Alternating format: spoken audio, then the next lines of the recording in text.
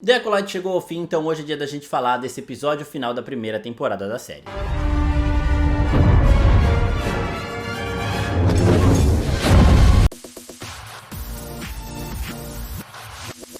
E aí, seus geeks, tudo certo? Eu sou o Marcos Veloso e o vídeo de hoje é pra gente falar do último episódio da primeira temporada de The Acolyte. Mas antes de eu começar a falar sobre isso, tenho que avisar que tem spoilers desse episódio aqui. Então se você ainda não assistiu, vai lá no Disney Plus, assiste e depois volta pra cá. E também já começar aqui com a campanha Renove The Acolyte, porque tem muitos ganchos extremamente empolgantes pra esse universo aqui. E essa série precisa sim de uma segunda temporada. A gente sabe que tem gente barulhenta na internet reclamando, sem motivo na maioria das vezes, da série, né? Falando de quebra de cânone que não aconteceu. Tá, e diversos outros argumentos extremamente ridículos, né, em relação ao Anakin e as gêmeas, tudo errado, mas a gente tem também muita gente divulgando o seu amor pela série, então eu realmente espero que essa série seja renovada. Bom, primeiro de tudo, vamos falar sobre uma desses argumentos falhos que as pessoas tentaram jogar pra tentar diminuir um pouco de The Acolyte. The Acolyte tem sim seus problemas, tá bom? É sempre bom a gente reforçar isso aqui. Mas quebra de cânone não é um deles. Então um dos argumentos que as pessoas usaram para falar da quebra de cânone é o seguinte: o Ki-Adi-Mundi era um Jedi do Conselho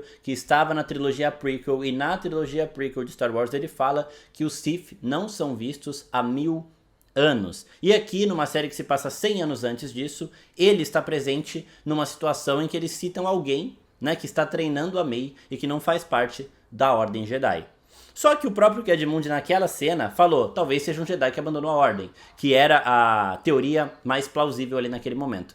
E desde o começo da série eu venho falando que muito provavelmente os Jedi que descobrirem a existência do Kymir e tudo mais, poderiam emitir isso do conselho, porque desde o começo da série a gente vê a Vernestra, o Sol, todos eles ali emitindo muitas coisas, cochichando no canto, né? A Vernestra chega a falar: a gente não precisa contar isso pro grande conselho dos Jedi, né, pros mais importantes, pro grão-mestre, por exemplo, porque aí eles teriam que reportar isso pro Senado. E calma, tá muito cedo pra gente fazer isso, a gente tem que entender melhor a situação. Então eles foram levando isso como um segredo. O Ki-Adi-Mundi, inclusive, que fala que pode ter sido um Jedi caído, ele não vai pra Kolfar enfrentar o Kymir também. Se ele fosse, ele teria morrido, né? Ele não vai. Então ele não tem nem ideia do que rolou por lá. Ele sabe, claro, provavelmente por conta dos rumores e por conta de que notícia ruim corre rápido, que todos os Jedi foram mortos ali, menos o Sol, né? E aí depois a Vernestra, na conversa com o Senado que a gente vê neste episódio, ela conta a versão que foi espalhada pro mundo de tudo que aconteceu em Kolfar. Ela fala que um Jedi caído foi o responsável por tudo aquilo e coloca a culpa no Sol. Isso faz muito sentido, né? Ela ainda revelou os crimes, o crime, né, o grande erro do passado que o Sol cometeu, que foi quando ele matou a mãe da Oush e da Mei ali. E tudo o que ele guardou nesse tempo todo, né? Então lá no episódio 5 o Kymir fala: eu abracei a minha escuridão, o que você fez com a sua, Sol? E a gente via que tinha uma coisa incomodando o Sol por muito tempo ali, que ele estava tentando esconder isso, mas nunca conseguiu. Então assim, essa parada do Sith, realmente, para todos os efeitos, os Sith não apareceram. O Kymir nem foi confirmado como um Sith de fato. Os caminhos do Sith e dos Ren, eles são meio parecidos em alguns aspectos. Eu falei disso nesse outro vídeo aqui. Então depois vocês assistam, porque isso é algo que pode ser explorado também numa segunda temporada. E um outro ponto, já falando disso, dos Jedi esconderem coisas do Senado, nós temos aqui o senador Rencourt aparecendo pela primeira vez. Ele já tinha sido referenciado, citado em outro episódio, com a própria Vernestra falando que ele era alguém que estava atrapalhando os Jedi, tinha projetos de lei aí para dar uma prejudicada nos Jedi e nessa liberdade que os Jedi têm para atuar. E ele chega aqui com um discurso absolutamente foda, certeiro demais em todos os aspectos da fala dele.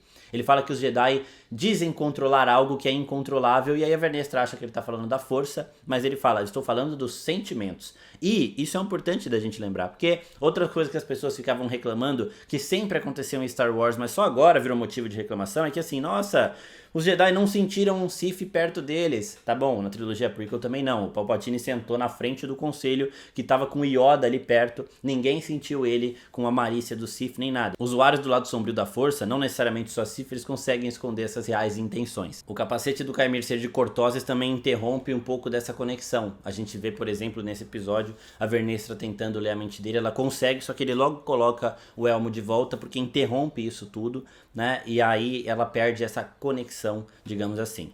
a gente tem que lembrar isso. Os Jedi, eles não são seres super poderosos, oniscientes, onipresentes. Eles são também falhos, né? Diversos sentimentos aí aflorando. E ele fala, né? Vocês vivem como se controlassem os sentimentos e tudo mais, até o momento de onde vocês surtar e der merda. E o que acontece na trilogia prequel? O Anakin surta e dá merda. Então, assim, basicamente o que ele fala é referente a uma coisa que aconteceu 100 anos depois, né? E que todo mundo ama no universo Star Wars. Essa série conecta muito com muitas coisas que todos amam.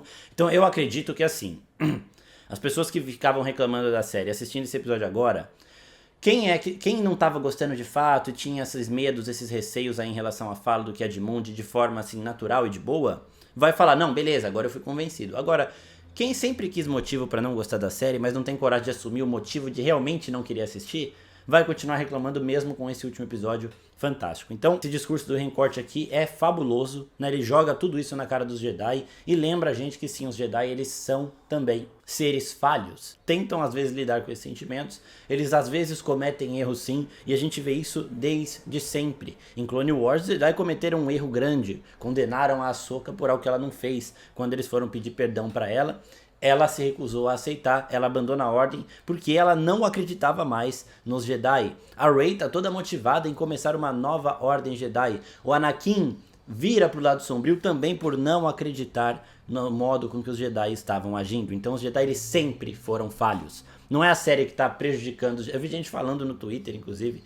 Nossa, essa série pode trazer um dano aos Jedi irreparável. Gente, o Anakin era um Jedi e virou o Darth Vader. A Barra Zophie fez o que fez, quase virou uma inquisidora e depois conseguiu a redenção dela. O Anakin também conseguiu a própria redenção, tá? Nada que esses Jedi fizeram aqui traz um dano irreparável para os Jedi. Então vamos dar uma segurada aí, por favor, e vamos continuar aqui falando do episódio. Uma coisa muito foda que me lembrou um pouquinho também do Snoke da trilogia sequel é o momento de previsão que a Usha tem no começo do episódio. Então ela tinha colocado o elmo do Kaimir pra se isolar e ficar só ela e a força ali. E o momento que ela tem esse rompante, que ela começa a tremer, o Kaimir tenta se aproximar, o olho dele vai ficando preto, mostra, é só pra mostrar a familiaridade que ela tem com a força. E o momento que ela consegue se isolar disso tudo, ela demonstra esse poder absurdo, tá? E uma coisa interessante aqui é que ela fala, eu vi a Mei com um sabre na mão, matando o Sol, mas ela faz isso sem uma arma. E o Kaimir fala, caramba, minha aprendiz, ela consegue matar um Jedi sem arma. E aí depois, quando a cena vai decorrendo ali, também uma forma brilhante de se fazer essa situação,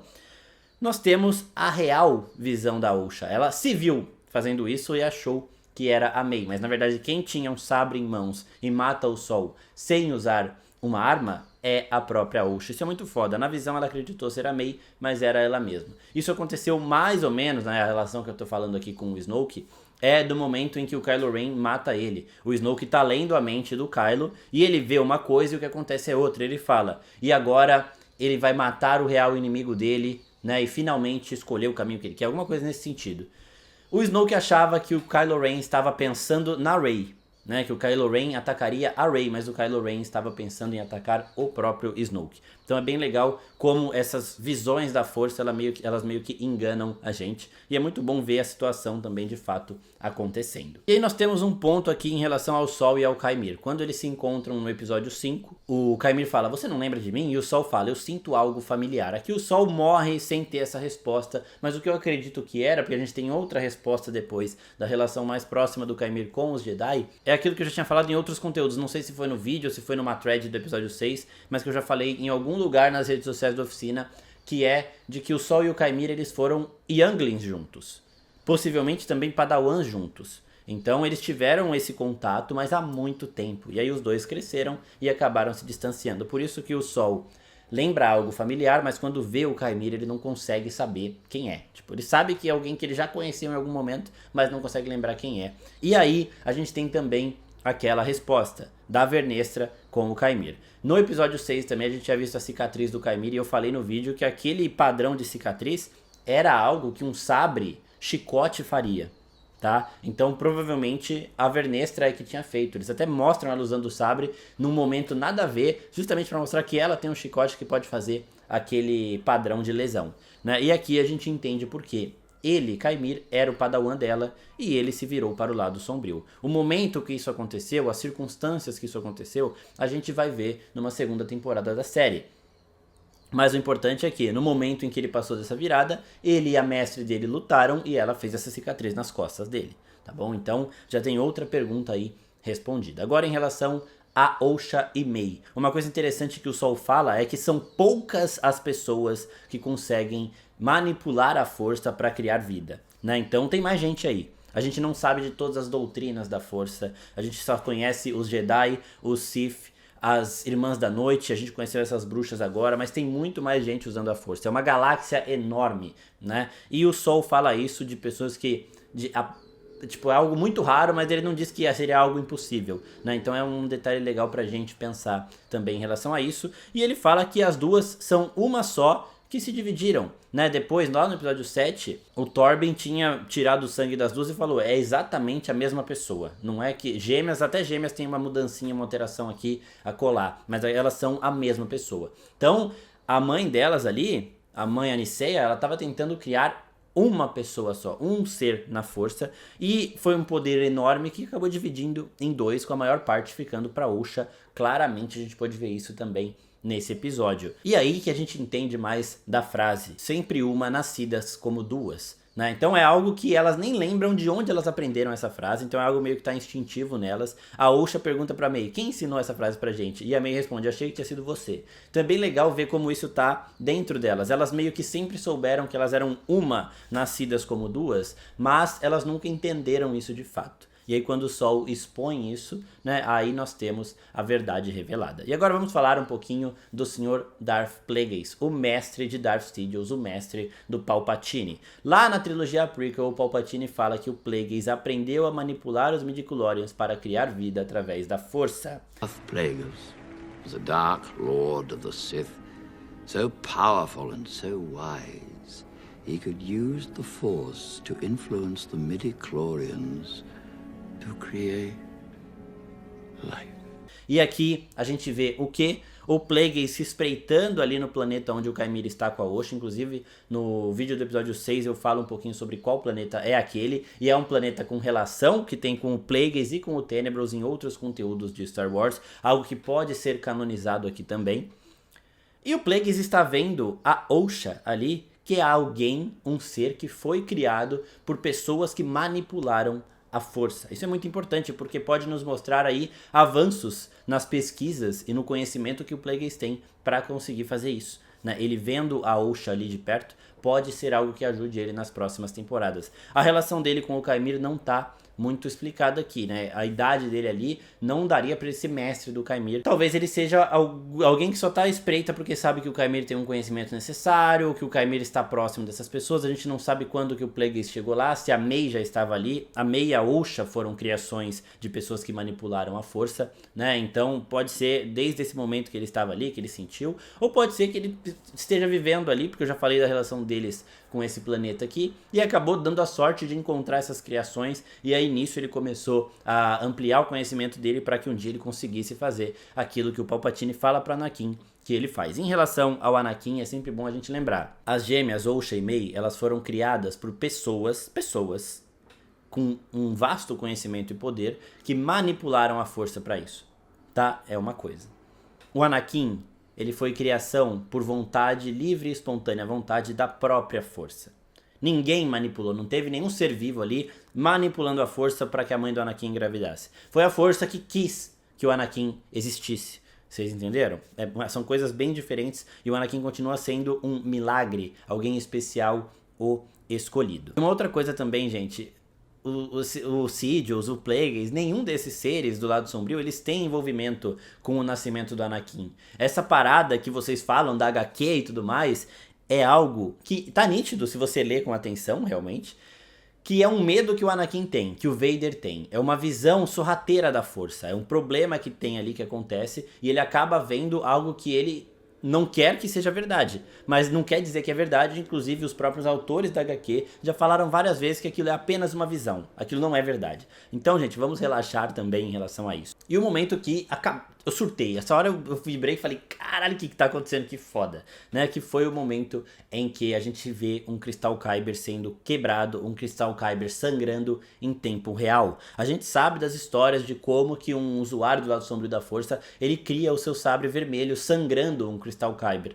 Mas a gente nunca tinha visto isso acontecendo em live action. E aqui a gente vê. Então a Mei, ela meio que dá uma quebrada no Crystal Kyber do sol, certo? Depois que ela pega ali o sabre dele, ela joga longe, o Crystal Kyber ele dá uma rachada, e quando ela segura, os sentimentos sombrios dela, de vingança, todos esses sentimentos que os Jedi eles tentam esconder, eles estão mais fortes do que nunca nela. Algo que a temporada sempre mostrou desde o começo, que a Osha não conseguia abandonar esse sentimento de vingança, de rancor e tudo mais. E aí esses sentimentos vão sendo tantos que o Crystal Kyber começa a quebrar e sangrar. É uma parada sensacional. E aí quando ela ativa o sabre ainda tá azul, eu achei que ele já ia ativar vermelho, mas foi melhor ainda, porque ele tá azul e ele vai sangrando em tempo real, e aí vai todo mundo olhando tipo, caralho, o que tá acontecendo? Muito, muito bom. Essa cena foi fantástica, e nós tivemos também um show off do Sol e do Kymir lutando, que foi também fabuloso, as irmãs se enfrentando sem usar sabre foi muito legal. Elas pouco usam sabre nessa temporada. Pra lutar elas não usam em momento nenhum. Então é bem interessante isso também. Vamos falar dele. O Grão-Mestre Yoda aparece aí provavelmente o Jedi mais importante dessa era. A Vernestra no começo do episódio estava tentando contatar uma pessoa, né? E provavelmente era o Yoda que chega pra falar com ela. Então eu acredito que o que vai acontecer aqui? Ela mentiu pro Senado. Falou, botou a culpa no Sol, um Jedi caído que agora está morto. E ela ainda deu uma redimida nele e falou, ele se matou em Brandok, então eu acho que ele estava, né, com culpa e tudo mais. As pessoas, ele se arrependeu do que ele fez, morreu. E ela fala, né, foi um homem falho que cometeu esse ato, né, não é algo que todos os Jedi vão cometer. A gente sabe que os Jedi são falhos e tudo mais, então isso faz muito sentido. Não é uma história que o Senado ia achar estranha e investigar, não. Beleza, a gente tem todas as pontas encaixadas aqui. É isso, gente, pronto, e acabou. E aí nós temos agora esse final. A Vernestra provavelmente vai chegar pro Yoda e falar a real que aconteceu. Vai falar, não foi isso que aconteceu, tem um cara aí, um maluco perigoso, vamos atrás dele.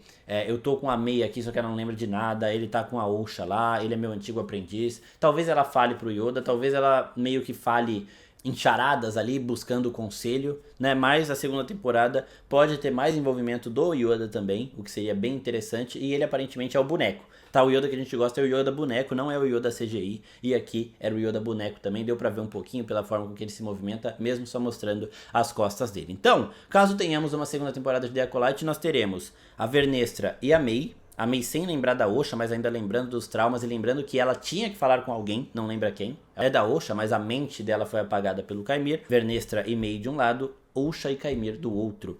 A Mei e a Osha sendo essas irmãs, essa díade, né, que são uma nascidas como duas, e a Vernestra e o Kymir sendo mestre e aprendiz, uma mestre que perdeu o seu aprendiz para o lado sombrio. Para encerrar com chave de ouro, nós tivemos esse top 3 desse último episódio, que foi o Crystal Kyber sangrando, o Plagueis e o Yoda. Isso daí para todo fã de Star Wars, que realmente é fã de Star Wars, e abraçar todos esses presentes que a gente teve, essas referências, para torcer por uma segunda temporada de The Acolyte. Eu espero que vocês tenham gostado do vídeo. Se gostou, se inscreve no canal, curte aqui e até a próxima. Tchau, tchau.